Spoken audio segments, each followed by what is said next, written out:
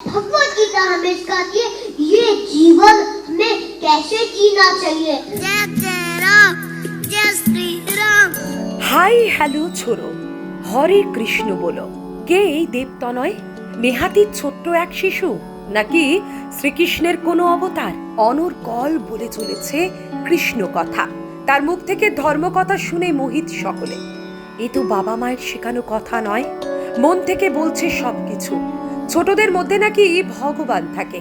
এই শিশুকে দেখলে, তার কথা শুনলে সে কথা বিশ্বাস করতে বড্ড ইচ্ছে হয়। কৃষ্ণ নামে বিভোর, কৃষ্ণ প্রেমে পাগল।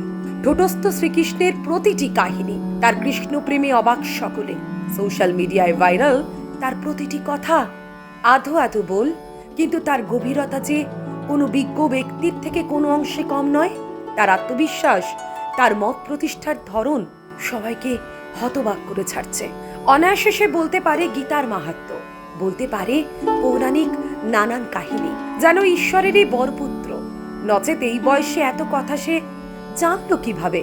রিয়েলিটি শো এর হোস্ট বলুন কিংবা বিমান সেবিকা, মুহূর্তে এসে মন জিতে নিচ্ছে সকলের। হায় হ্যালো চলো, হরে কৃষ্ণ বলো। বয়স মাত্র 4 বছর, কিন্তু সে কথা বলে যে কোনো সর্বজ্ঞানী বিদ্যজনের মতো। মুন্ডিত মস্তক, গলায় কখনো রুদ্রাক্ষ বা কখনো তুলসী কাঠের মালা, সঙ্গে মাদুলি, কপালে চন্দনের তিলক, চোখ দুটি থেকে ঝরে পড়ছে আত্মবিশ্বাস। নাম তার ভগবত দাস ব্রহ্মচারী। যেন ভগবান শ্রীকৃষ্ণ নেমে এসেছেন ভক্তদের মাঝে। অনেকেই মালা পরিয়ে ভগবান জ্ঞানে পুজো করছে তাকে।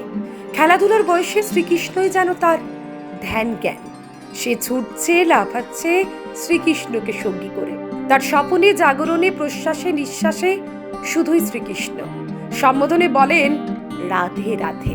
কাঁধ থেকে ঝুলছে কাপড়ের ঝুলি, তাতে রাখা জপ মালা। সময় পেলেই মালা জপে ভগবত। নিচে পড়ে শ্রীমৎ ভগবত গীতা। দেশ জুড়ে ঘুরে ঘুরে প্রচার করে গীতার মাহাত্ম্য। বলতে পারে ইংরেজরা সোনার ভারত লুট করেছে, তবুও আমাদের গীতার মতো রত্ন আর কারোর কাছে নেই। হরে কৃষ্ণ কৃষ্ণ কৃষ্ণ হরে হরে। সম্প্রতি তাকে দেখা গিয়েছে সোনির রিয়েলিটি শো সুপারস্টার সিঙ্গারে। সেখানে নেহা কাক্কার তাকে হ্যালো বলে সম্বোধন করেন। সঙ্গে সঙ্গেই ভাগবত বলে হাই হ্যালো ছোড়ো, হরে কৃষ্ণ বলো। চারিদিকে এত ক্যামেরা, এত আলো, অথচ সেসব নিয়ে সে বিচলিত নয় একটুও। যেন স্টেজ পারফরমেন্স তার সহজাত। নেহা জানতে চেয়েছিলেন তার বাড়ি কোথায়। উত্তরে ভগবত বলে একদিন দেবরাজ ইন্দ্র প্রচুর বৃষ্টি করিয়েছিল, ভেসে যায় চারদিক। জীবকুলকে বাঁচাতে তখন ভগবান শ্রীকৃষ্ণ অনামিকার মাধ্যমে গোবর্ধনকে তুলে ধরেছিলেন।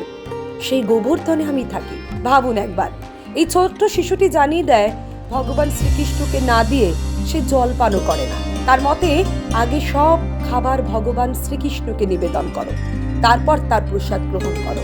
ভগবত নিরামিষ পিৎজা দেয় তার আরাধ্য দেবতাকে। কতটা ভক্তি, কতটা ভালোবাসা বুঝুন। সে অনায়াসে দুহাত প্রসারিত করে বলতে পারে শ্রীকৃষ্ণকে সবাই ভালোবাসে এতটাই, সে জায়গায় তার প্রতি সকলের ভালোবাসা কণা মাত্র।